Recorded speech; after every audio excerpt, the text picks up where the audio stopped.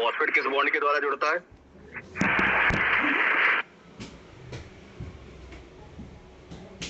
बताओ। Phosphodiester bond के through जुड़ेगा।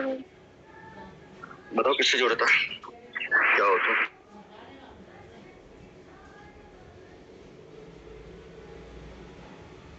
शुगर से जुड़ेगा ना। कौन से बॉन्ड से? तो फॉस्फोडाइएस्टर बॉन्ड ही बनता है ना, एस्टिफाइड होता है ना। देखिए ना, यहाँ पर मैं बताता हूँ, कई न्यूक्लियोसाइड दिया है ना, ये तो ये दिए हुए ना, ये एडेनिलिक एसिड है ना। एस्टर का फॉर्मूला बताओ क्या होता है? पढ़ाता है कि नहीं बचपन में? COR है ना। ROR क्या होता है? ईथर होता है।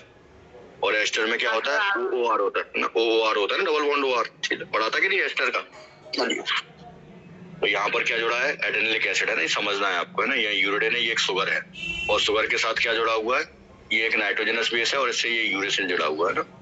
नाइट्रोजनस बेस किससे? शुगर से है। कैसी शुगर है? राइबोज है। 1 2 3 4 और 5 है ना। 5 में यहाँ OH है, तो ये राइबोज शुगर है। और ये अगर O हट जाता है तो डीऑक्सी राइबोज हो जाता है ना। ये जो है ना, ये इस पोजीशन पे 2 पे क्या होता है? ऑक्सीजन हट जाता है तो क्या हो जाता है? डीऑक्सी हो जाता है ना। दिया भी होगा यहाँ पे डीऑक्सी है ना। तो ये बेसिक चीज है, चलिए याद होनी चाहिए।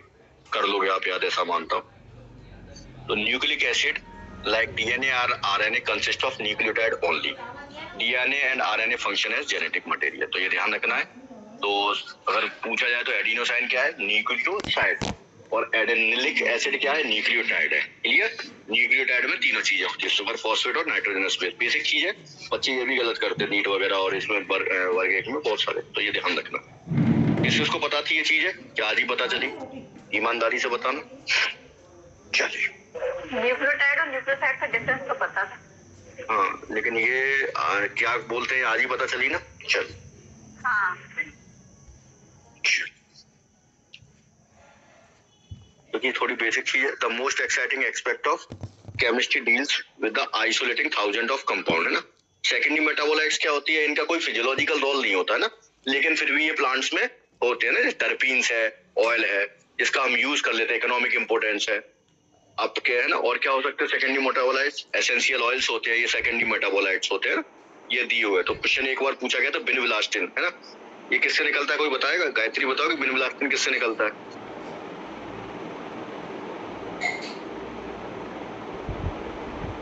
सर ये लास्ट टाइम आया था, वो उसका नाम याद नहीं आ रहा। कैथेरस रोजा है ना, कैथेरस रोजियस या विंका रोजा है ना, या विंका रोजा है ना। विंका रोजा या कैथेरस रोजा। बिनविलास्टिन होता है, कैंसर में इसका यूज होता है ना। ये सेकेंडरी मेटाबोलाइट है ना। और ये करक्यूमिन किसमें होता है?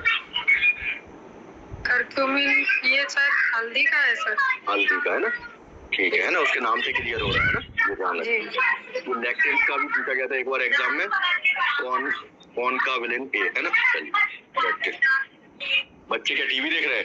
चलिए सर वो बहुत अच्छा लगता है बच्चों को, खेलने के लिए, वो पढ़ने की मत पढ़ने के लिए मत बना लेते हैं। छोटी बच्ची